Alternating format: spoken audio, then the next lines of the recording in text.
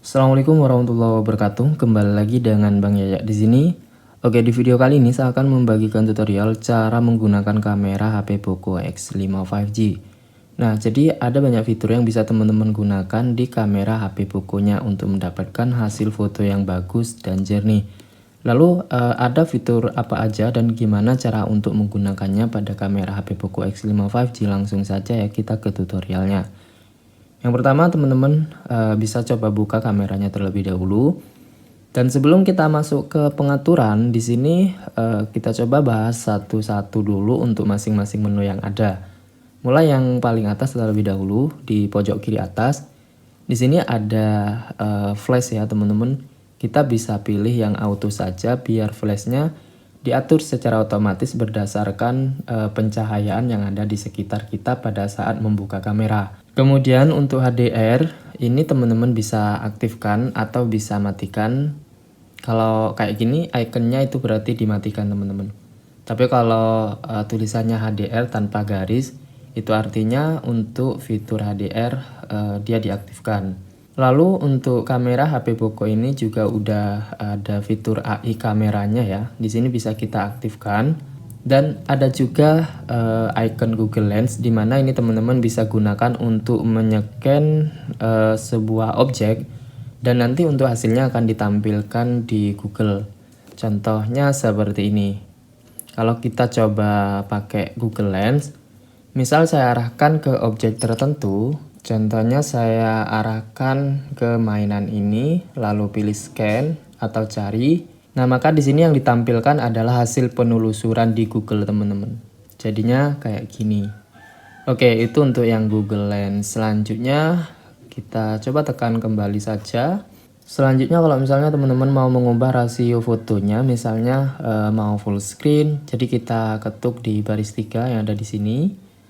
Nah, di situ ada pilihan full, kemudian 9:16. Kalau mau full screen, di sini pilih full. Nah, jadinya seperti ini teman-teman. Jadi dia untuk tampilan layarnya itu pada kameranya akan penuh. Lalu kalau misalnya mau menggunakan 9:16 juga boleh. Dan di bawahnya ini adalah timer, dimana teman-teman bisa menggunakan timer kamera di HP-nya. Selanjutnya ada juga fitur makro. Nah, untuk fitur makro ini teman-teman bisa pakai untuk memfoto objek dengan lebih detail, di mana objek tersebut harus didekatkan dengan kamera HP kita. Contohnya seperti ini. Nah, pada saat fitur makro ini kita aktifkan, ketika teman-teman mengarahkan kamera ke suatu objek yang mana objeknya jaraknya terlalu jauh, dia bakalan ngeblur kayak gini. Fitur makro ini biasanya dipakai untuk memfoto objek dengan lebih detail, di mana objek tersebut harus didekatkan dengan kameranya. Jadi harus sangat dekat sekali teman-teman. Contohnya seperti ini. Nah, jadi dia kalau didekatkan bakalan jelas atau jernih kayak gini. Tapi kalau misalnya terlalu jauh, dia akan ngeblur. Nah, itulah foto makro teman-teman. Nah, ini kalau dekat dia bakalan jelas, tapi kalau jauh dia bakalan ngeblur. Nah, kira-kira seperti itu. Oke, lanjut lagi. Ada juga fitur tilt shift atau yang ini, dan makronya kita coba matikan. Nah, jadi fitur tilt shift ini bisa kita pakai agar objek lain yang ada di samping objek utama dia akan terlihat ngeblur. Contohnya seperti ini. Nah, untuk objek yang di tengah dia bakalan terang, sedangkan objek yang ada di sampingnya, misalnya untuk mainan yang ini, dia bakalan ngeblur teman-teman. Oke, saya coba. Nah, jadi hasil foto tilt shift itu nanti jadinya kayak gini teman-teman. Untuk objek yang di tengah dia bakalan fokus atau terang, sedangkan yang ada di sampingnya dia bakalan ngeblur. Oke, kita lanjut lagi untuk ke fitur yang lainnya. Nah, di sini ada juga foto beruntun dengan timer, dimana kalau teman-teman pakai, maka kita bisa mengambil beberapa foto sekaligus hanya dengan satu ketukan atau dengan satu bidikan. Kemudian untuk garis bantu, di sini sudah pada tahu ya teman-teman, kalau kita aktifkan dia akan ada garis bantunya di bagian layar atau di bagian kameranya. Lanjut lagi, kita masuk ke setelan. Nah, untuk setelan yang pertama di sini ada watermark. Ini kalau teman-teman aktifkan di bagian watermark perangkat, maka di hasil fotonya dia akan ada nama atau merek HP kita. Contohnya seperti ini. Kalau teman-teman mau bikin nama sendiri atau custom watermark, nah kita bisa tambahkan yang customisasi watermark.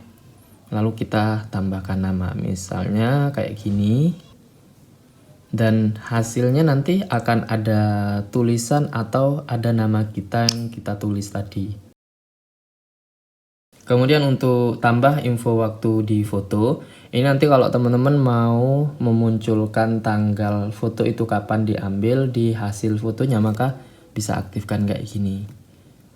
Lanjut di bagian rekomendasi cerdas, ini bisa kita biarkan agar kamera HP kita bisa digunakan untuk scan kode QR atau barcode maupun memindai dokumen. Lalu untuk kualitas gambar ini sebaiknya teman-teman pilih tinggi agar hasil foto nantinya bisa lebih bagus dan lebih jernih. Kemudian di fungsi tombol ini teman-teman bisa pilih rana, zoom, atau volume, atau bisa juga timer 2 detik kayak gini. Jadi kalau kita pakai zoom misalnya, maka tombol volumenya dia akan berfungsi untuk zoom out atau zoom in seperti ini.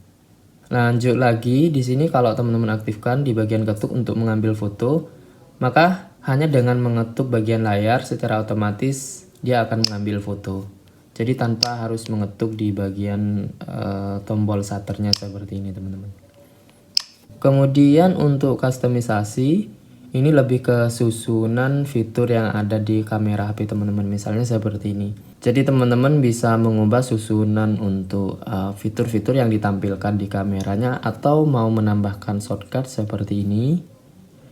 Lalu untuk mode kamera, nah ini bisa pilih tab atau panel. Kalau pilih panel nanti kita bisa geser dari bawah ke atas untuk memunculkan beberapa fitur di kamera HP kita. Contohnya seperti ini.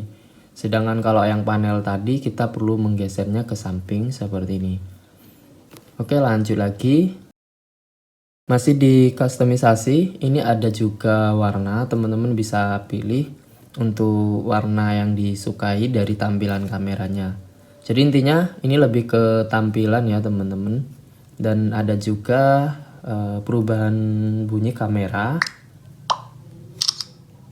Selanjutnya ada simpan info lokasi. Ini kalau teman-teman aktifkan nanti di detail hasil fotonya akan ada informasi di mana foto itu diambil.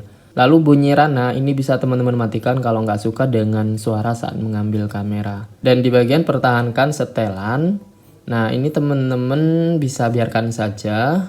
Oke, itu aja pengaturan-pengaturan yang ada di kamera HP Poco X5 5G.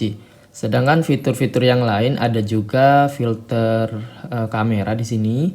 Jadi teman-teman bisa pakai sesuai dengan kebutuhan. Untuk bagian bawah ini juga ada kamera 48 megapiksel ya. Teman-teman bisa pakai 48 megapiksel ini untuk mendapatkan hasil foto dengan kualitas tinggi. Kemudian ada juga fitur potret. Nah, untuk fitur potret ini teman-teman bisa atur blurnya. Jadi tinggal di explore sendiri aja ya teman-teman, tinggal disesuaikan dengan kebutuhan. Dan untuk fitur-fitur yang lain ada mode malam, ini kita bisa pakai pas waktu malam hari. Kemudian untuk yang video pengaturannya itu nggak jauh beda seperti yang di setelan kamera teman-teman. Kurang lebih sama saja ya ini untuk tampilannya. Oh ya, untuk video ini biar hasilnya nanti bisa lebih maksimal, bisa pakai yang 1080p dengan 30 fps. Kemudian di kamera HP Poco X5 5G ini dia juga ada fitur makro pada videonya, sedangkan di kebanyakan HP Xiaomi lainnya untuk fitur makro itu cuma tersedia di mode foto, tapi dia juga bisa di mode video teman-teman. Nah, kalau makro itu objeknya harus dekat kayak gini. Jadi kalau dekat, maka dia akan fokus dan jelas seperti ini. Tapi kalau misalnya jauh, dia akan ngeblur. Nah, kira-kira seperti itu untuk menggunakan yang fitur makro. Oke, saya kira itu saja yang bisa saya bagikan seputar cara menggunakan kamera HP Poco X5 5G. Semoga bermanfaat. Kurang lebihnya saya mohon maaf. Assalamualaikum warahmatullahi wabarakatuh.